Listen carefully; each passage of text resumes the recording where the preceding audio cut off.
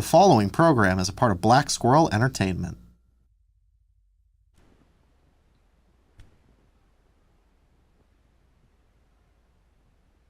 Which television star is cancer-free? And what new movie was filmed all within GTA 5? Making Can't Feel Like Hollywood, this is The Blurb.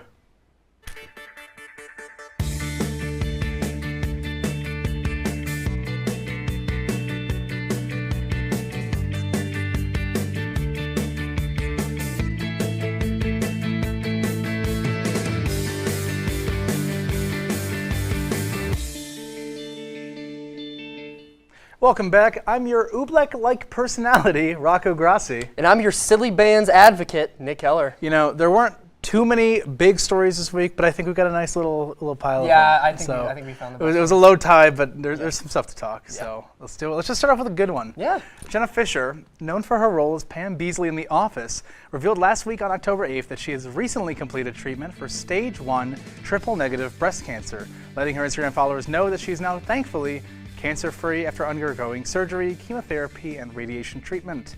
Fisher said she was eager to show fans how happy and healthy she is, and completed the look with a new patchy pixie haircut. Followed several months of treatment after her diagnosis in December 2023. She chose to share the news during Breast Cancer Awareness Month to encourage other women to go for regular mammograms. Quote, "My tumor was so small it could not be felt on a physical exam," she said. "If I had waited 6 months longer, things could have been much worse," end quote. That makes me really happy. Yeah, it's a really nice thing. I'm glad she caught it. Yeah, I'm glad. It's always a good thing to talk about. Yeah. Well, in other news, a new documentary shot entirely inside the video game Grand Theft Auto 5 will be coming to U.S. theaters later this year. The documentary follows, quote, "the hilarious and profoundly moving story of two out-of-work actors as they try to stage a full production of Hamlet within this notoriously violent digital world," end quote. The film is an example of a machinima, a method of filmmaking that uses in-game graphics to create a cinematic experience. It was shot entirely in the game. The film won the Jury Award for Best Documentary Feature at the South by Southwest Film Festival. It's a celebration of the dedication, vulnerability, and trust involved in the creative act. The streaming platform Mubi acquired the film for US and global streaming. It will also be released theatrically. We here at The Blurb are certainly curious, to say the least, that we're getting a GTA movie before we get GTA 6. It's really weird that you're able to go see Grand Theft Auto in theaters. Yeah. Like every 6-year-old in 2012 is going crazy right now. Seriously. Like, I hate to break our streak because I know we have this going on, but we got to keep it going. Swifties, get your wallets ready for another dive into the Swift Zone, as Taylor Swift has finally announced her physical debut of the entirety of the Tortured Poets Department Anthology Edition, which, for those of you who aren't up to speed, is the second part of the double album from Taylor Swift. The vinyl and CD, which features a bonus 4 new alleged acoustic songs and a 500-page booklet with exclusive photos from the Eras Tour, will all be for sale this Friday exclusively at Target. That's really cool. I think with the entire anthology. Yeah, that would be really I'm cool. excited to hear like So High School. Yeah. I think it's kind of fun. I'll say it. Yeah. Well, comedian John Mulaney is returning to Netflix for a new live variety talk show. Netflix chief content creator Bella Baharia announced the pickup at Bloomberg's Screen Time conference Thursday, saying that the streaming service is hoping to build off John Mulaney Presents Everybody's in LA. The talk show concept for Mulaney hosted the service earlier this year.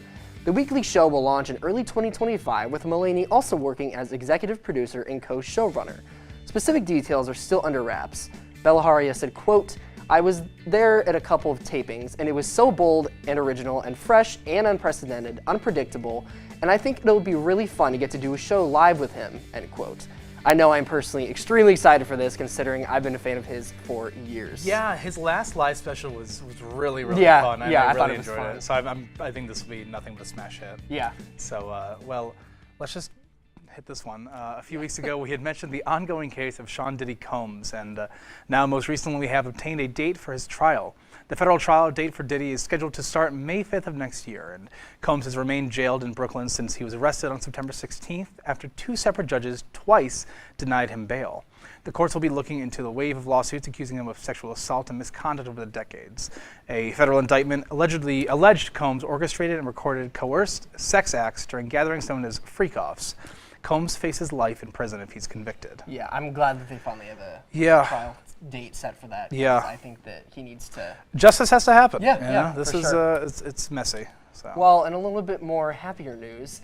Kids haven't even donned their costumes for a night of trick-or-treating, and already Spirit Halloween is preparing for the holidays. The temporary retail chain reliably pops up every year in hundreds of vacant storefronts across the country to peddle spooky home decor, costumes, and towering outdoor animatronic decorations. But this year, the chain owned by Spencer Gifts, which opened its first pop-up store in the Bay Area in 1983, will be sticking around a little longer. The company has revealed plans to soon open 10 Spirit Christmas stores across the Northeast United States. The Spirit Christmas official website says, quote, "Discover thousands of stocking stuffers, holiday apparel, fun gifts, unique decor, plus all the special trimmings for creating an unforgettable Christmas," end quote. As avid Christmas lovers, we here at the Blurb are very excited for this. I'm really sad because I don't think there's one like near us at all. No, I think it's, I think I read the list and it said of the 10, the closest one to us is going to be like Erie, Pennsylvania. Oh, I guess we gotta go. So yeah, for sure. Well, don't go anywhere because we are going to be talking about the controversial Joker 2 right after the break.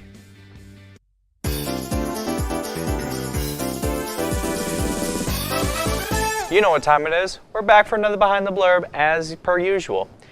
The only segment on the Blurb where we have some of the best decor that you can find. I say that because today we're going to bring a cast member behind the Blurb that is very well known for their outfits, especially all the pins that they wear on them, and just their theme commitments overall. So please welcome Peter Karam.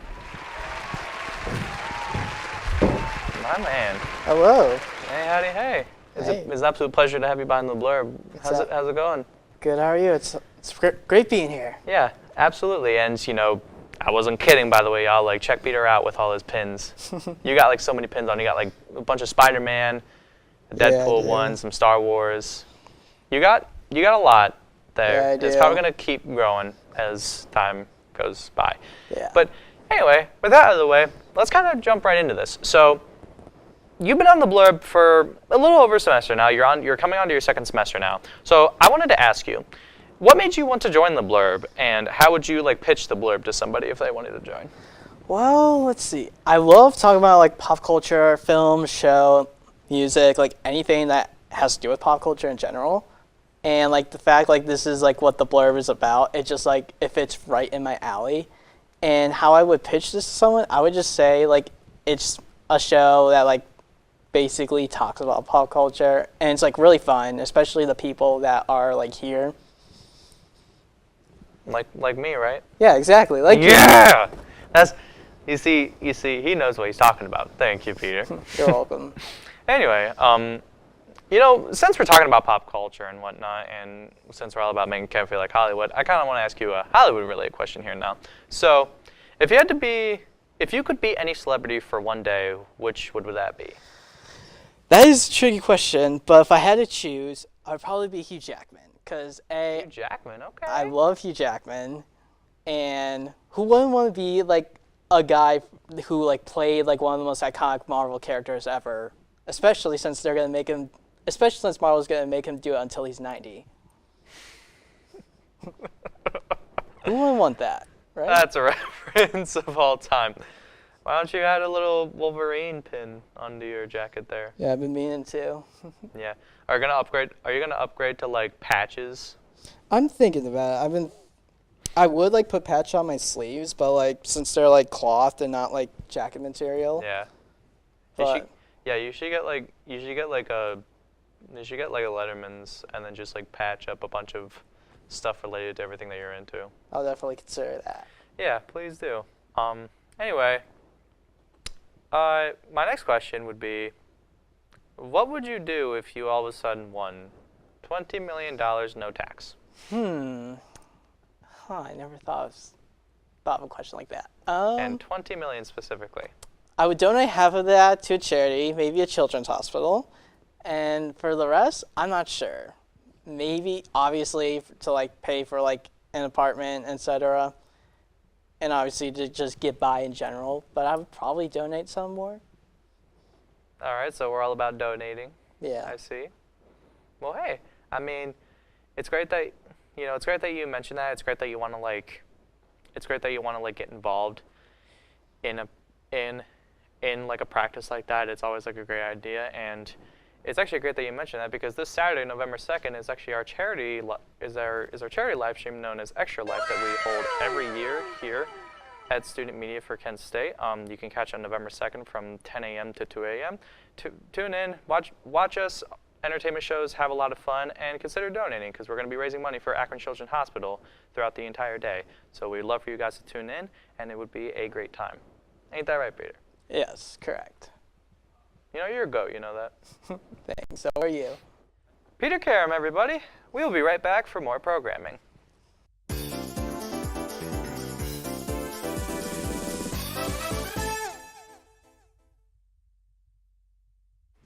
It has been 5 years since the release of Joker, starring Joaquin Phoenix, has came out, and after a long wait, the sequel, titled Joker: Folie à Deux, is finally here. The sequel not only has Joaquin Phoenix reprising his role, but Lady Gaga joined the cast as Harley/Lee Quinn. The film has been out for 2 weeks, and is still one of the most talked about films in the world, but not for the right reasons, since the reviews from both critics and audiences have been negative. Let's see what the cast's thoughts are about this very, very controversial film. First of all, I would just like to say, Peter, it's great to see you in the big chair. Like, this is really nice. I was so excited. I'm really happy that you're host. Yeah. This is the Peter Sode. This is Peter's moment. So, yeah. Who wants to go, huh? Amory, you. What a show! What a movie! Let's start off with you, my friend. It was a film of all time. Did you like it? No. Sounds like you loved it. I despise. Despise is a strong word. I really enjoyed the first one, so I was excited for this one. And then when I plopped down in my seat at Kent Movie Scoops Theater, my dreams were crushed. And like just the it was just they had so much potential, and it just was not realized at all, and it makes me so angry. I agree. I think there was a little bit of like, I'm also not as passionate about that. I went with my mom, because my mom was like, let's watch the movie, and I was like, all right, sure, why not? And I saw the first one, and I really liked the first one, obviously. But I agree. I think that there was a little bit of like a letdown with the hype. And we can't get into spoilers, which is so tragic. It's so tragic. But I think my hot take is that I didn't actually hate this movie. I think the cinematography was really beautiful. Okay, I think the I can get behind that. I think the storyline was really good. No, I mean, I think I had a good time watching it, but I'm also the type of person that like I can go into any movie and just like enjoy it, I think. So I actually saw this movie alone. Just because my roommate was gone. And Average Joker viewing but experience. I was texting Rocco the entire Joker time. This is true. I literally just like, oh my god, this is so dumb. Oh my god, we're so back. Oh my god, this is so dumb. Just back and forth. Wait, so you were texting in the theater? Well, before and after. Okay, I was Not about to during. say. I'm not an a-hole. Okay. No, he actually filmed the entire movie on I his did. phone I for actually me, hired it. so I could watch it. Yeah.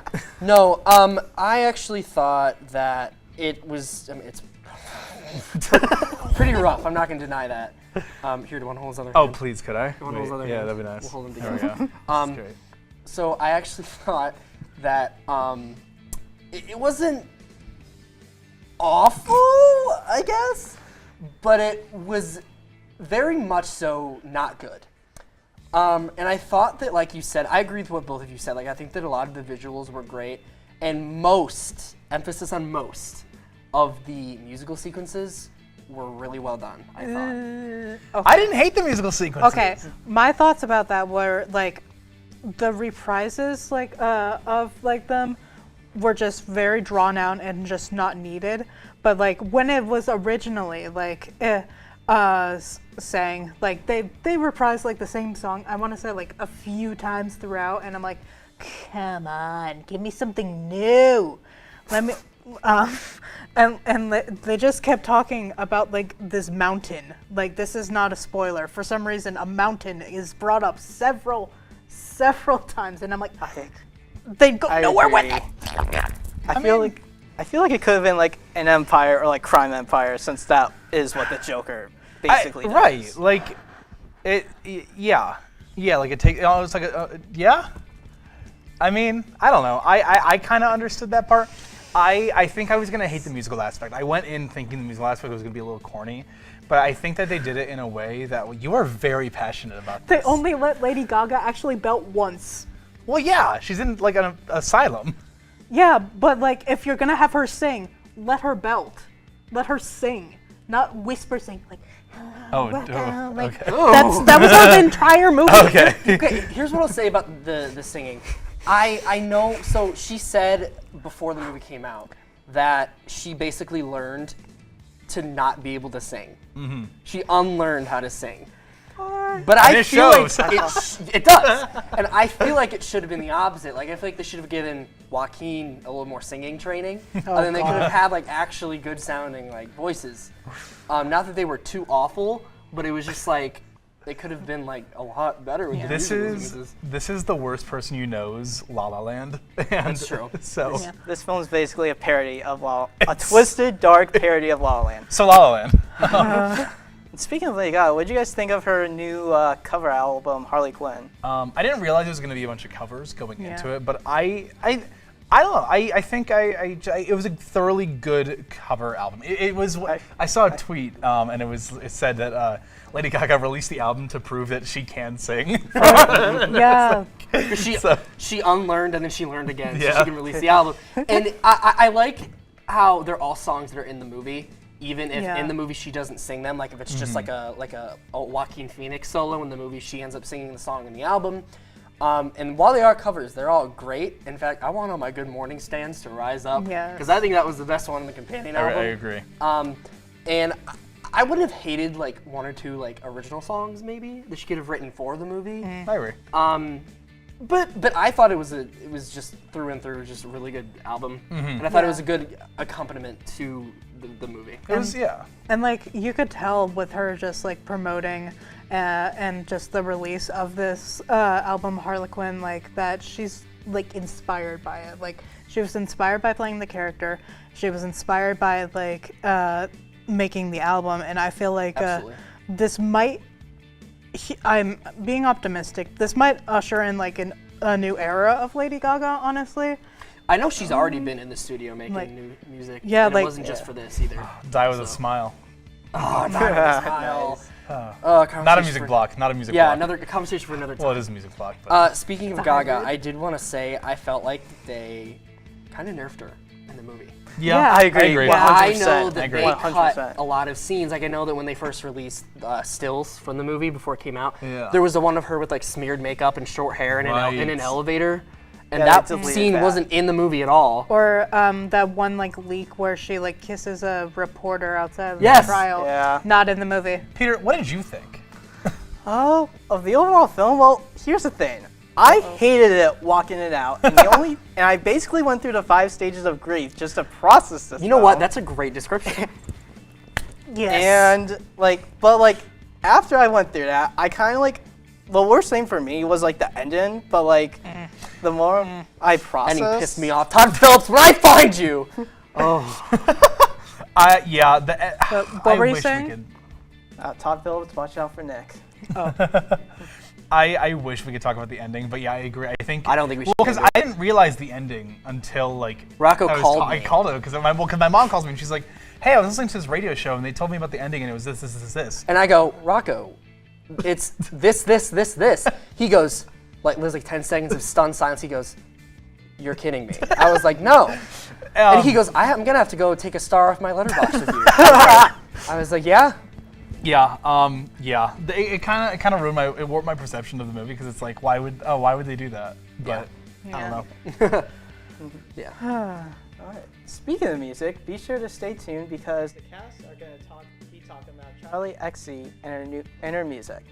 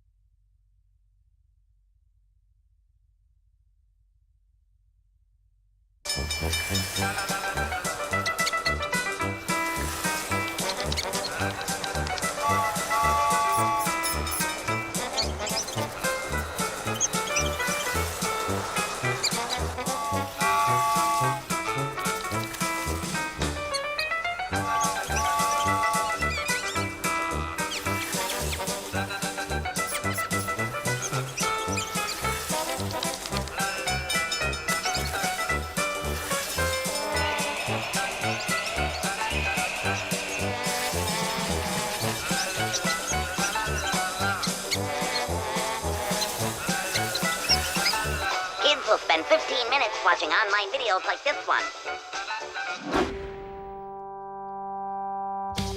Brushing for 2 minutes now can save your child from severe tooth pain later. 2 minutes, twice a day. They have the time.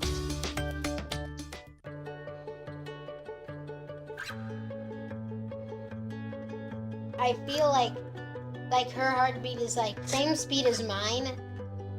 And I think we have this like deep connection, this heart connection in her heart that there's room for me and mom. When I'm holding her, it makes me feel calmer. It's a sensory thing. It's a thing with Asperger's. She's really good with Anya. I've seen adults react to my daughter when she has meltdowns like she's from a different planet. And this little animal just sat next to my child and was just like, you know, it's gonna be cool. She's my superhero. Good job, Kitty Cat. When we adopted Lucky, we discovered all the wonderful things that make her unique.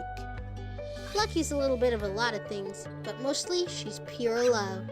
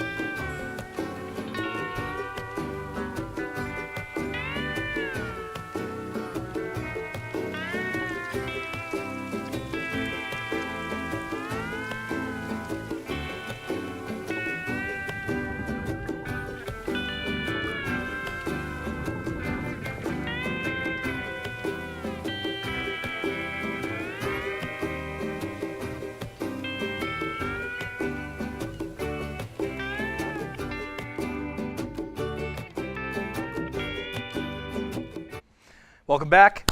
If this summer has had a dominating album, Charlie XCX's Brat is the album of the summer. From the early 2000s inspired club album to the Sweat Tour with Charlie and Troye Sivan, and now most recently an entire remix album with numerous big name artists collaborating. From Lorde to Kesha, we here at the Blurb have had a lot of thoughts, and the Brat wave is showing no signs of slowing down. So I we're think here. it has actually. but Really? it's okay. I think now that it's fall, things are. Sorry, it's so glaringly green. I was not ready for that. I was not ready for that. Is your underwear brat green? The callback. Anne Marie callback. No, but Brat definitely took over my life. I checked right before the break. It was the #1 listened album that I had over the course of the last 6 months. Wow. And I think it's get my it. 250th most listened album of all time. So definitely was obsessed with it. That's fair. Not Yeah, gonna I had deny a it. Brat summer. Lowe's Garden Center. There's Watering nothing more plants. Brat than the Lowe's Garden Center. I was singing along to Lorde. There were no customers. We were dead. Yeah. Average Yeah. Lowe's experience. Yeah, I remember the first time I listened to Brat. I was like, so honestly, I don't know that I really listened to Charlie before Brat came out. I definitely did. Honestly. I did. And I was like, oh, whatever, everybody's talking about giving it a try. Then I fell down a rabbit hole and listened to her entire discography, like song to song. And, but I just think Brat is probably her magnum opus. Yeah. At least that's what I think. but- See, I know Sam's got some. I like How I'm Feeling Now more, but that's not part of this discussion. I like Charlie more. I'm not gonna lie. I feel like that's her best.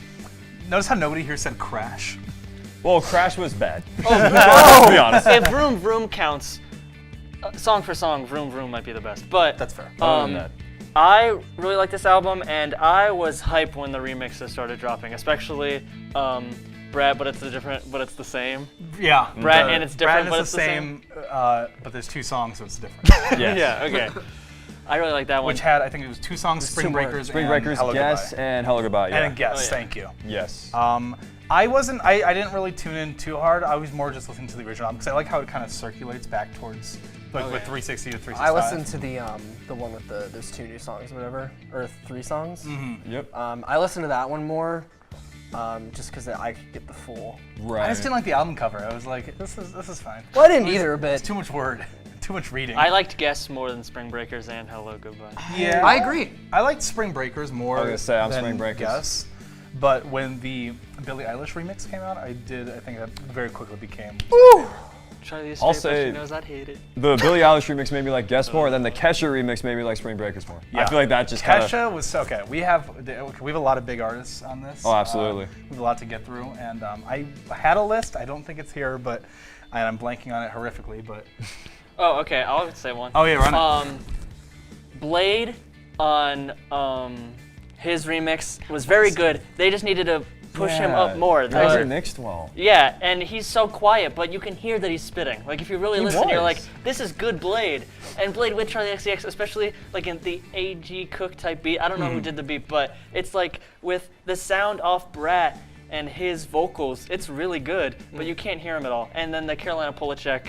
Oh, yeah, Everything gotta is love Romantic. the Charlie XCX Caroline Polachek fanfic. Absolutely spectacular. Which song had Addison Rae on it? Von Dutch. Von Dutch. Not a fan. Really? Yeah, me I neither. agree. See, I Really? I love the original version of Von Dutch, but I'm just not an Addison Rae fan in general. Not even just music, I just in general. See, I don't listen to Addison Rae much, but I did really like her remix of it. I just like the scream in it. It's got that bratty angst to it. It does have the angst to it, but the context was just very weird. It was like, okay, you're a person who danced on Yeah. TikTok, and now you're acting like, oh, those girls hate me. I will say that this song is not really club-esque. It's more crying in the club-esque. Yeah. But the 1975 and the John Hopkins song of I Might Say Something Stupid is, I think, genuinely one of my favorites from the remix album. I agree. I Like- agree. I mean, I like Nice. Can I I throw in a love hot those. take? I know you do too. I thought it was the worst. That's fair. No, that's understandable. also the thing is that people are gonna be like, this is the worst one because it's like very like bah over here. The reason I say that though is because I Might Say Something Stupid originally was such like a very heartfelt track. The vibe of it was really well done, and I really related to what Charlie was saying about that like anxiety and how you might ruin your image around people and Yeah. that idea. 1975 just kind of made it some like crappy melodic like, and don't get me wrong, I love That's fair. 1975. I just feel like the vibe was horrible. See, I've also known about them since their album Notes on a Conditional Form, and Right. it's very reminiscent of that sound, which I really liked. So it's like, but I completely get where it's coming from because it is for sure a very like jarring difference from the rest of the album. How do we? Sorry, go ahead. I think my favorite out of all the remixes is definitely with Lord. Yeah. I that think even a that question? might be the best That's- song. Is that even a question? No, I don't know if it's the best song off Brat, but it's definitely, in my opinion, the best remix. Easily. I agree. I really like the Billie Eilish one. I think Billie Eilish was a great. I like That was a both of great them, one. but I think that the Lord one might is- be a little bit better. That's Girls- the Girls So iconic Confusing. one. Yeah. Easily. Talk about another bad one, the Mean Girls remix with Julian Casablanca. Well, Mean Girls, just in general, is a bad song. It wasn't it's my good least to favorite begin with. off the album. The remix sucked though. It sounded like a Minecraft parody. Like, Yeah. get that man out of the studio. And all the promo images used pictures of him from like 20 years ago to make him Oh not my look too old. I don't know if you guys saw that, but all the tweets people would make about it used old pictures because he's like 40 or something. He's like old. He's old, yeah. And he's using Yeah. autotune. It's really funny because like dude's just singing about like his divorce and like how he messed up and it's about our Mean Girls. Mean Girls. This conversation reminds me of that really violent video of Frankie Valli coming out with all his really young dancers, and he comes out and he's just like, And with he his barely like, however, walks. however old he Like, is. That's what get reminds that me of. man in the retirement home. There was also the Ariana Grande Yeah. remix. That one was really good. That was a Surprisingly really good. I good really one was love good. that one. Surprising. I'm not the biggest Ariana Grande fan. I don't Oh, I'm really not like either. her stuff, but I think that so I didn't. a lot of her expect to songs like are. it. I think that they pair well together. Yeah, Yeah. that makes sense. I agree. For sure. I agree. I'm really trying to like Talk with Troye Sivan. You want to talk? Yeah. I mean that's my song. I've been tuning that, blasting that every time I'm in the Glass studio. It always comes up. And We got to see it live. Ah. Talk featuring Troye Sivan So good. live at the Sweat Tour. I'm really excited to see who she'll bring out for the rest of the tour. Yes. For the remixes. I agree. Because that's bound to happen. I really liked the remix album though because it wasn't just like a producer taking a song and remixing it. It was like almost like new songs. I do love that vibe. I feel like in some cases it worked really well, in some cases it definitely didn't, which is why I'm very mixed on it. Didn't really like it that much overall, but there's still some absolutely amazing tracks. Girl So Confusing, Guess, a bunch of other stuff on there. Now, I do want to pose one question. We still have one more song off the Brat album that hasn't had a remix yet, which is Hello Goodbye. If you could have any artist on it, would you, and what artist would it be? That's a great question. I know. Everyone's trying to remember what Hello Goodbye sounds like. I'm just trying to think about who. I'm trying to think who would work on it. Yeah, right? Like They Might Be Giants. I want to put that out there. They Might Be Giants. That track. They Might Be Giants with Charlie XCX is insane. There was a tweet that I showed you today. It was just like, it was the meme band doing a little dance. I don't know. I'll have to think on it. I know I asked a question that I don't even know the answer to. Yeah. But Sam, at that point, Neil Cicerega, I feel like. Oh, true. Could work. That's baller. Neil Cicerega could work. That's baller. Well, we have our answer. That's it, guys. That's the block. Yeah. We're going to go ahead and take us out of the club and back to the studio where we'll be talking about childhood throwbacks. Bumping that.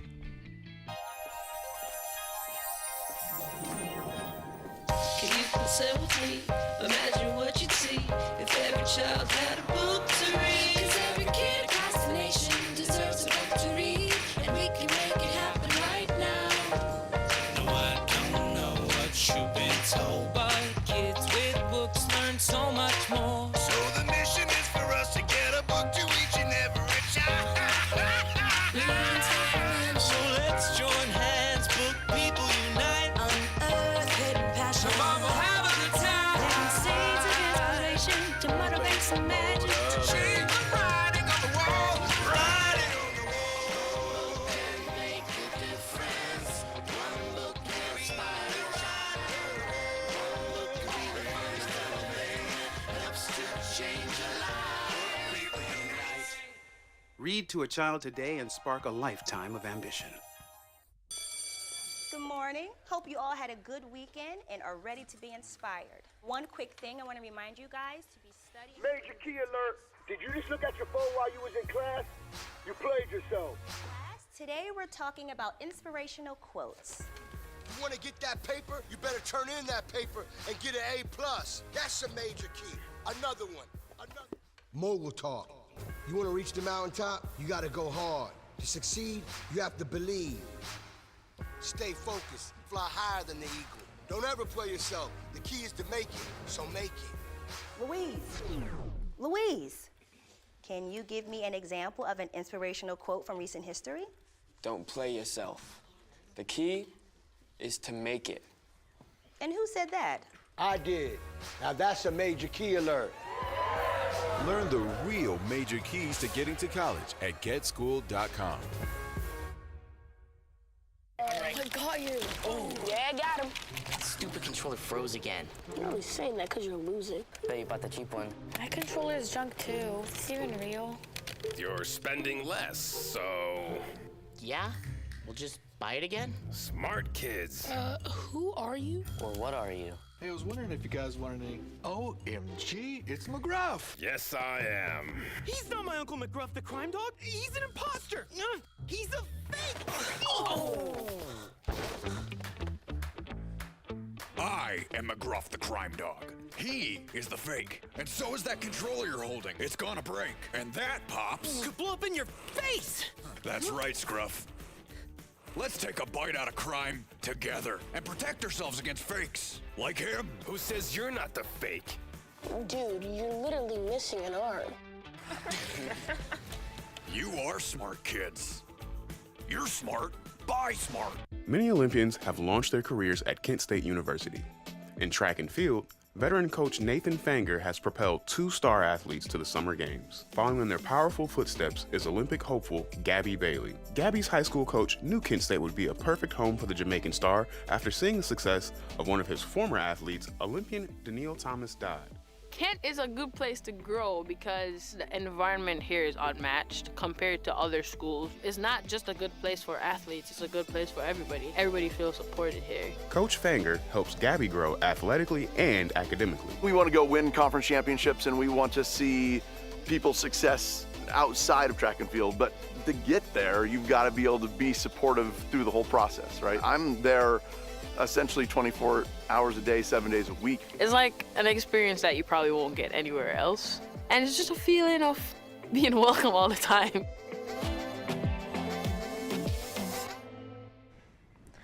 Nostalgia, whether it be talking about our childhood toys, silly bands, or our favorite television shows, nostalgia is everywhere. And here at the Blurb, we like to yap, so why not yap about our favorite childhood throwbacks? Let's take a trip down memory lane. Yes, Absolutely. Okay, so starting off, I saw someone here. Oh, is it Steven Universe again? Yeah. Yeah, I kind of find it funny. I think this is the third time I've mentioned Steven Universe on this show. You're typecasting yourself at this point. I am. dude. You know what? I don't care. It's my Desert Island show. I'll say it again, and it fits the block, so why not? That's definitely one of the most nostalgic things for me, for sure. I keep realizing that I'm pretty sure I could recite every single song from that show from memory right now. Makes sense. Like this moment, You know in what? order. No shame. Thank you. No shame. Thank you. Real. I also saw Skylanders. Okay. Oh, bro, Yes. dude. So I used to play like Skylanders all the time with my little brother. I would, so they were my little brother's Skylanders, but I would play them with him and I would play them with my best friend in the basement of my mom's house on our Xbox 360. Yeah. Like very vivid memories Vibing. of this. My best friend and I first met and bonded over Skylanders, and those were the days, man. Those were the days. Yeah.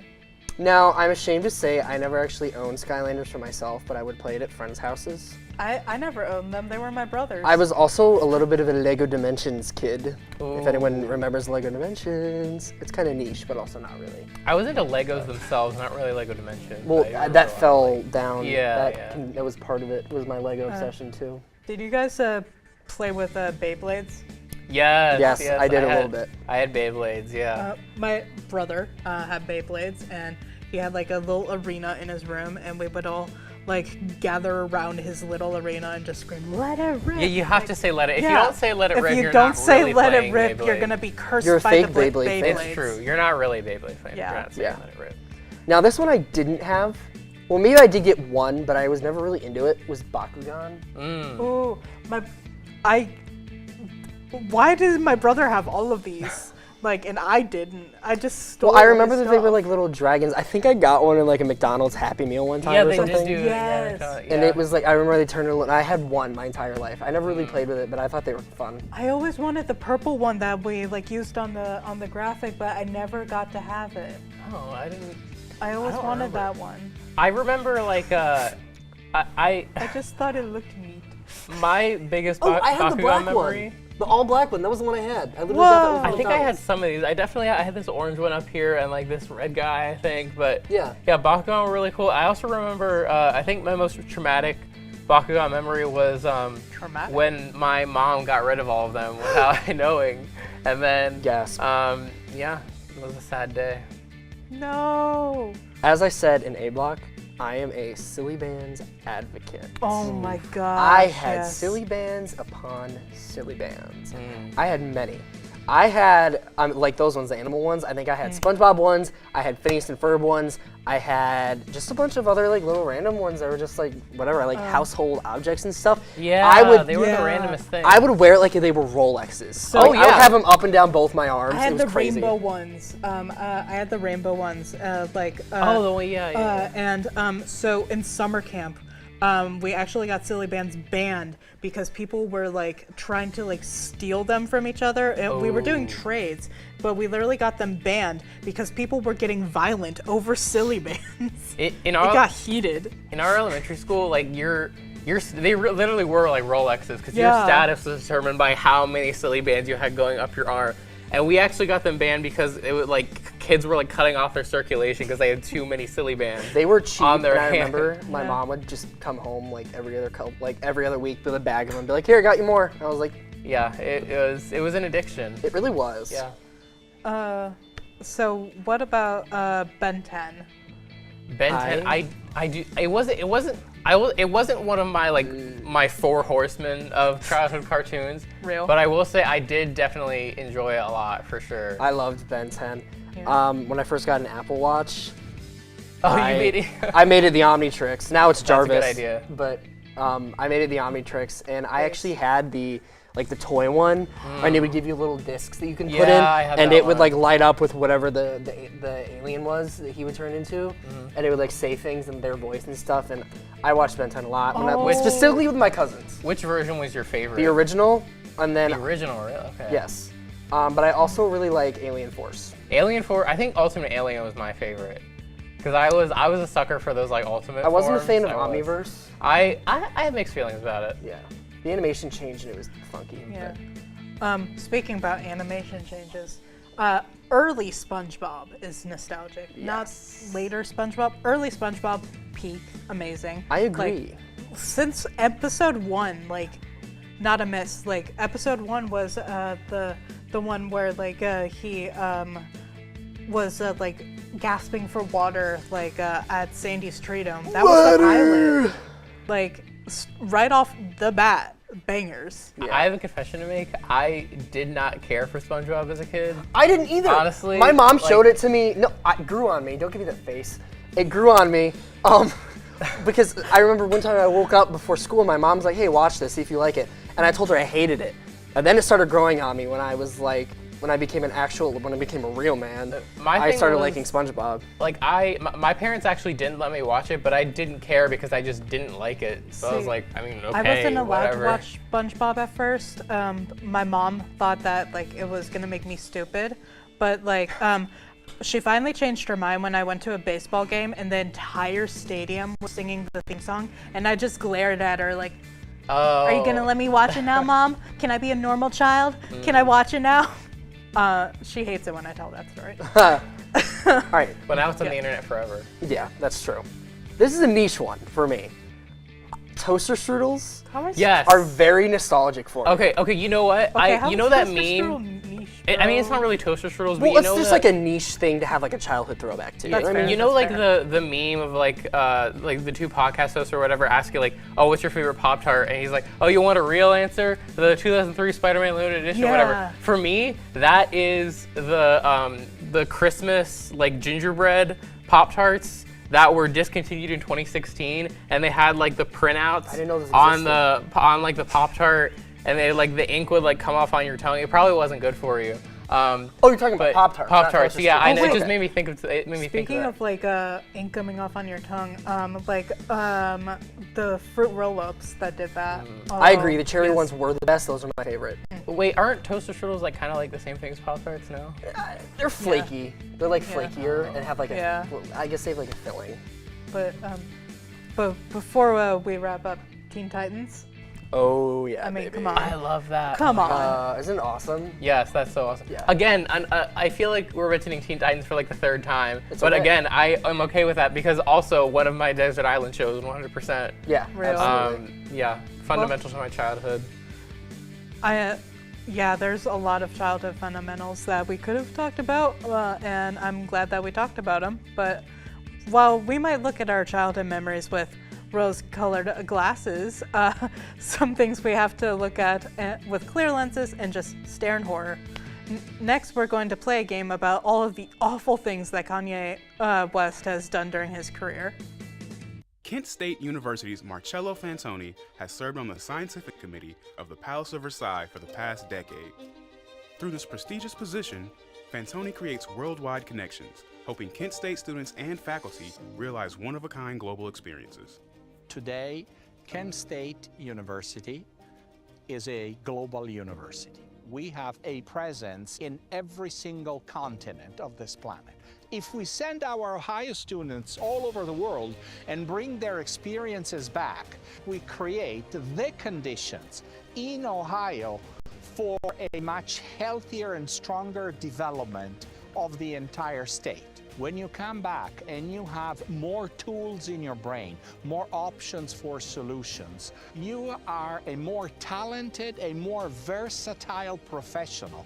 And this is what the market wants today. The future of higher education is global. At Kent State University, we want all students to develop a global perspective. And with more than 200 study abroad programs in 60 countries, there are many opportunities. One is found in the Central African country of Rwanda, where students connect with survivors of the 1994 genocide. We're learning about the reconciliation process. Rwanda sort of took a very community-based approach to how they recovered. In January, a group of Kent State student athletes traveled to Rwanda, where they organized a soccer camp for children. While we were there, we got to work with kids and spread our knowledge about sports. And we brought shoes, cleats, soccer balls for everybody. It was a transformational experience. The people of Rwanda were full of joy. They were also full of excitement in life. I think the big thing that I'm going to take home personally from the experience is perspective. There's not just one way to do things. This was unlike any other academic experience I've ever had.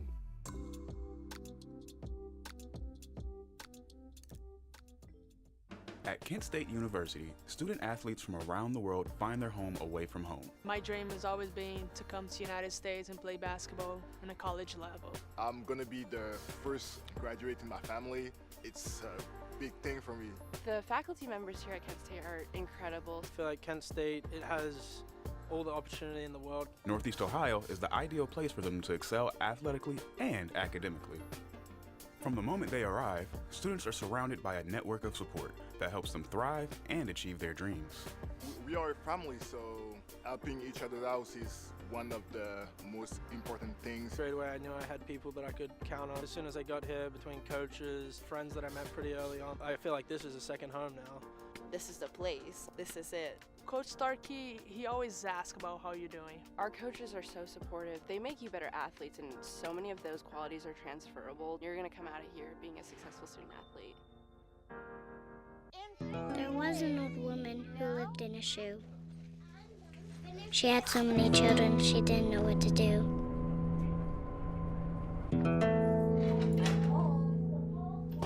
She gave them some broth without any bread and kissed them all soundly. Lights out. Good night. And put them to bed. Hunger is a story we can end. End it at feedingamerica.org.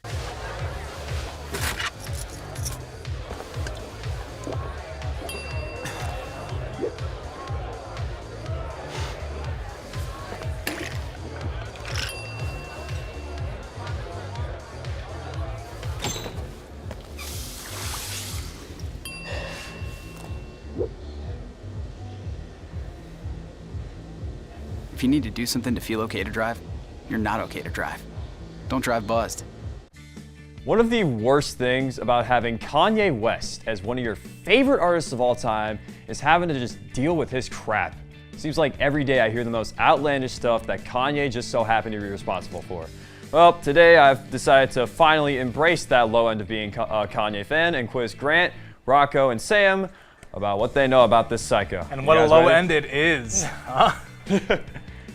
Alrighty, so first question. True or false? In a fundraiser for survivors of Hurricane Katrina, Kanye unexpectedly blurted on TV, George Bush doesn't care about black people. With Mike Myers right next to him. Oh, right. Wow, you just gave away the answer. Hey, you didn't. No, you didn't? Well, he was there with the clip. I don't know if he's, I forget. You don't know? Yeah. All right, 3, 2, 1, show your boards. True. Yeah, it's true. I'm just gonna guess true for all of these and just that's play it that's safe. probably the obvious way to win. I'll probably win too. But the cutaway from the original clip is crazy. I know. George Bush doesn't care about black people. Just out of context is insane. All right, question number 2. True. Everyone knows Kanye crashed Taylor Swift's 2009 VMA speech because he believed Beyonce should have won the award. But is it true or false that Kanye had almost done the same thing for the same reason to Adele at the Grammys in 2016? Just like to think about it.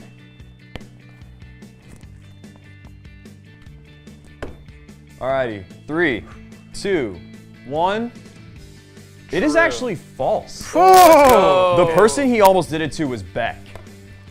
Okay. What? Yeah, because he's not new. Wait, from the Taylor Victoria? Swift wasn't the first time. So yeah, it was I think the 2014 Grammys for Album of the Year, if I'm not mistaken. So everyone got that, but Sam. Alrighty, question number 3. True or false? Kanye West won against a wheelchair basketball team during a charity event, and the score was 106-0. That seems like a Kanye thing. It seems like a Kanye. I remember Is it a seeing Kanye him thing? play against the team, but if we're getting that specific about the score, that definitely happened. Very specific score. It's too. gonna be the score that's gonna trip me up, bud. Alrighty, 3, 2, 1. It's gotta be true. It's false. No! But there is an edited image online Oh, of Kanye doing that, and it's the funniest thing ever. So everyone got that wrong, unfortunately. Oh, I but, fell for my misinformation. God. I really wish it was true. That's so bad. I could really see it happening though. Yeah. I believed it, yeah. All That's why I right, put so true. currently we're at 2, 2, and 1. So, Sam, you got to up it up here. All right, we're moving on to multiple choice. Question 4. In a BBC interview, Kanye criticized the creative director of Polaroid at the time, stating, "What the F does she know about cameras? Who was the creative director? Oh. Is it A, Taylor Swift, B, Lady Gaga, C, Rihanna, or D, Ariana Grande?" The fact that I have this entire quote in my head. Bro, I don't know. Same bar here. for bar. Same here. Alrighty, 3, 2, 1. The correct answer is B. Everybody got that. I love Gaga. What does she know about? What the heck does she know about cameras? She's the creative director of Polaroid. Alrighty. Such a good photo. Question number 5. Kanye and his wife Bianca Sensory are banned from a boat company in Venice for what reason? Is it A, they were smoking weed on the boat, B, Kanye was being rude to the Jewish boat captain, C, Kanye and Bianca were getting freaky, or D, Bianca was drunk and screaming horrific things? Okay. Alrighty, show your answers in 3, 2, 1. C. Correct answer, C. Oh, I almost guessed that. So there's actually a bunch of photos online of Kanye's just bare ass. Oh. And it's so funny. Can we pull So everyone And here except it is. there it is, right there. Everyone except Grant got that one. Dang. I thought I would trip Rocco and Sam up on that. Ooh. I'm surprised they knew that. That was All right. I almost guessed C too. So, question number 6. Kanye's 2021 album Donda had been delayed for many reasons. Which of the following is Sam knows it. Which of the following is one of them? Is it A, there was a bee in the studio, B, Playboi Carti refused to perform on a song, C, Kanye was cursing out the CEO of Twix instead of showing up to a studio section, or D, Kanye got into a fight with Pierre Bourne, causing a delay in production speed? These are all really good because they've Is it- all happened. Yeah, Is there exactly. an E, all of the above? Well, are they the reason for delaying Donda? You got to think about that. Do you guys remember the push-up stream for Donda? Alrighty, show your answers in 3, 2, 1. Okay, well, I know A was because that was for Life of Pablo, right? That was the correct answer. What? I think that was for Donda. Wait, A was the right answer? A was the right answer. I swear I know he tweeted You can it. fact check me No. on this, but the tweet is Because there's a B. thank you No, for being that's loyal. what? No, that profile picture was pre-Donda Really? because he had his Twitter removed. Fact check. Fact I check? also Should we could fact be check lying, this? But I want to fact check that at some point. Okay, well I'll give you guys a hold on that for now. Hold on that one. Hold on that one. But Sam got it right. Not yet. Anyway. Get it right. Question number 7. Kanye was banned from Twitter and Instagram in 2022 for what reason? Is it A, Kanye and Elon got into a fight? B, Kanye said he was going DEFCON 3 on Jewish people? C, Kanye tweeted that Amish are the living demons of America? Or D, Kanye had accidentally posted nudes of himself to Instagram? I feel like the anti-Semite thing was before 2022. Like that was earlier, wasn't it? Think I about can't it. tell you. Let me know when I you're don't good, think it was Grant. just one answer. Alrighty. No. Show your answers in 3, 2, 1. It's B. Yeah. That was It's during not even 2022. DEFCON. I think he puts DEFCON. During the whole White Lives Matter thing, and he had a whole Yeah. tweet about That's it. When I would insane. go, It's evil. Like, I it's am actually going just an evil DEFCON post. 3 on Jewish people. That's crazy. My favorite Kanye tweet is the one with Trump, though, where he's like, we have twin dragon energy. Oh, no. So everyone got that question right, just want to preface. All right, question number 8. This is, by the way, this is written response now, so oh boy. You're going to actually have to write out the answers. It'll be a tiny bit harder, but if you know them, you got them. Which SNL cast member did Kanye show getting kidnapped, brutally mauled, and buried alive in his music video for Easy? An SNL cast What? member? SNL I know cast you know member. that. You have to know Do you this. know this? Not off I the feel top like of my Sam would head. know I this. would have to think. Was that I what the don't- music I video don't That know was in the SNL music video cast for member. Easy. Like, I have to write a character. I'm just gonna guess. I Wait, don't was it a know. man or a woman? Is there a list of, like... Was it a man Is or there a a- woman? It was a, you'll have to figure it out. Well, Yeah, can you right. just... Do you have, like, a list of people or anything? Or? I have the I'm just answer. I have the guessing. right answer. I have Just no think clue. about it. Think Was it a about guy or SNL a cast guy? member Okay. that Kanye would I don't like. know. Also, I just got to fact check the B question was wrong. What It was was the not actual- for Donda. It was for Do I get a believe point for fact Yandi. checking that crazy? So we're gonna go ahead and just eliminate that question. Okay. I'm just saying. I knew that Kanye lore. I swear to God, it was for Donda. I don't know why. It's not, but it's worth the shot. Well, mine Good job, is also Rocco. wrong, because I don't know who it is. All right, is everyone ready? Oh, that's definitely wrong. Yeah, I have no clue. 3, 2, 1. Is I he put even- I don't Andy even know who Samberg. this guy is. Pete Davidson. SNL cast He member. was, Who but was it's it? not. Pete Davidson. Oh, true. Pete Davidson. Oh. I Because that forgot. was in 2022 Oh, I'm thinking and of he a hated wrong him 'cause era. it's very brutal too. Yeah. Very, very weird, but Oh, Yeah, I I was on remember that this. era. Doesn't he like burn? Does he burn it too, or am I crazy? wow. he does a lot of stuff that I don't Okay. want to accidentally say. Alrighty. Question number 9. This is going to be the last question. There is another person that Kanye ended up crashing on stage after he lost an award. This time, it was for the MTV Europe Music Awards, which went to who? What year was this? 2009, I believe? Yeah, that's not gonna help you. 2009. 2007? I don't know. It has to be Kesha. I have no clue. I don't expect anyone to get this, but I we'll see. I don't know. There is a very famous Kanye quote that goes with it, though, I will say. I'll give you that hint. I don't know, man. I only Alrighty. know the Taylor Is Swift. everyone ready? Yeah. 3, 2, 1. I put Beck again. It's gotta be Brat. Answer is Justice. Yeah, I never Really? never would have guessed that. That was the one where Kanye went, oh, hell nah. That video cost me $1 million, fam. Oh yeah. I can hear that in my head. Hey, remember when he was on Alex Jones? Alrighty, well, our winners today are Rocco and Sam with 4 points for both of you.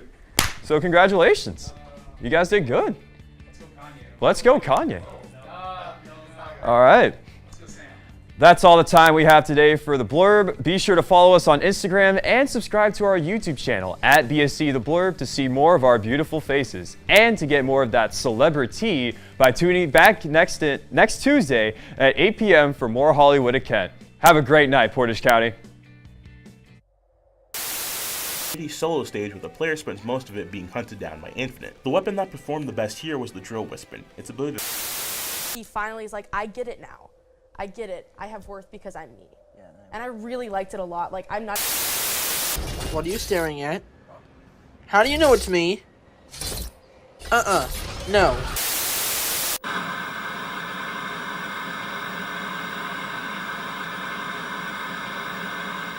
Roll over. Chance high five. All right. When you adopt a shelter pet, you discover all the things that make them unique. And your mother and...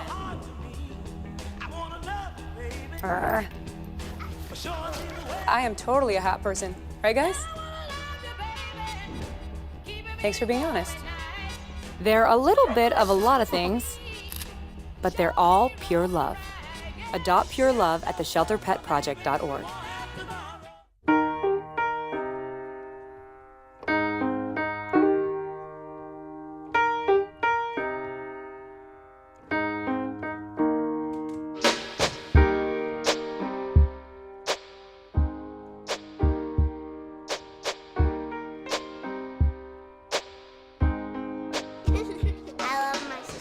My heart doesn't see race. Love is love.